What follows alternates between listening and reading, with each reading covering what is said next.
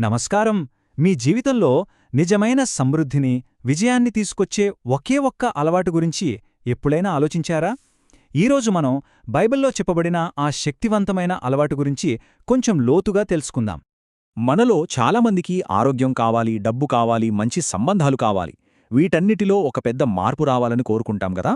అయితే ఈ శాశ్వత విజయానికి, శ్రేయస్సుకు కీలకం ఒకే ఒక్క ఆధ్యాత్మిక సూత్రంలో దాగి ఉందనే ఈ బోధన చెబుతోంది.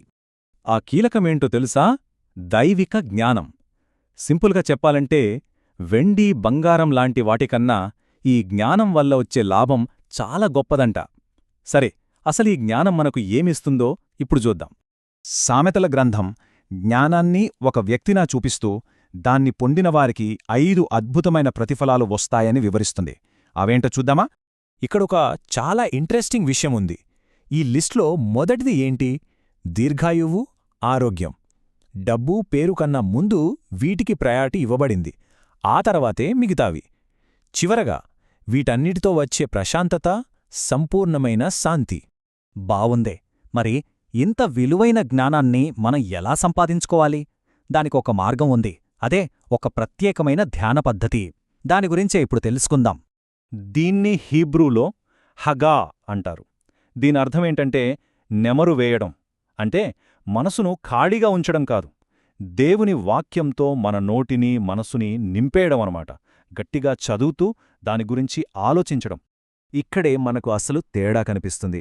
వేరే ధ్యాన పద్ధతులు మనసును శూన్యం చేయమని చెప్తే, బైబిల్ ధ్యానం మాత్రం దేవుని వాక్యంతో దాన్ని నింపమని చెప్తుంది. ఇది సైలెంట్గా చేసేది కాదు, యాక్టివ్గా మాట్లాడుతూ చేసే ప్రక్రియ. యెహోషువ గ్రంథంలో ఉన్న ఈ మాట చూడండి. ఇదే మనకు ఫౌండేషన్ లాంటిది. ఈ వాక్యాన్ని నువ్వు ఎప్పుడూ మాట్లాడుతూ ఉండాలి, రాత్రింబవళ్లు ధ్యానించాలి. అప్పుడు నీ మార్గం వర్ధిల్లుతుంది అని చాలా స్పష్టంగా ఉంది కదా. అయితే ఇక్కడ చక్కగా ప్రవర్తించడం అంటే ఏంటి? కేవలం సక్సెస్ మాత్రమే కాదు, మంచి విజయం అనే ఒక ప్రత్యేకమైన అర్థముంది దీనికి హీబ్రూలో వాడిన పదం సకాల్.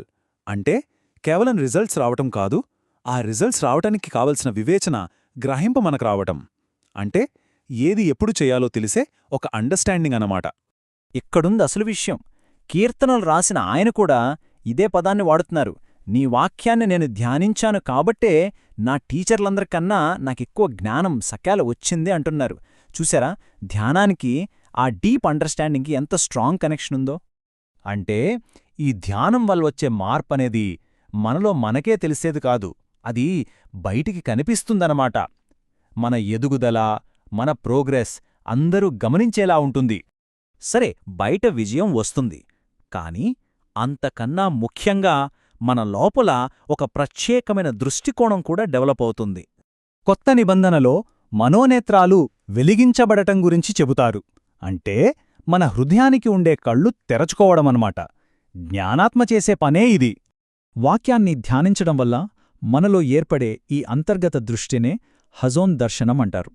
అంటే మనల్ని మనం, మన పరిస్థితుల్ని వాక్యం ద్వారా చూడటం మొదలుపెడతాం.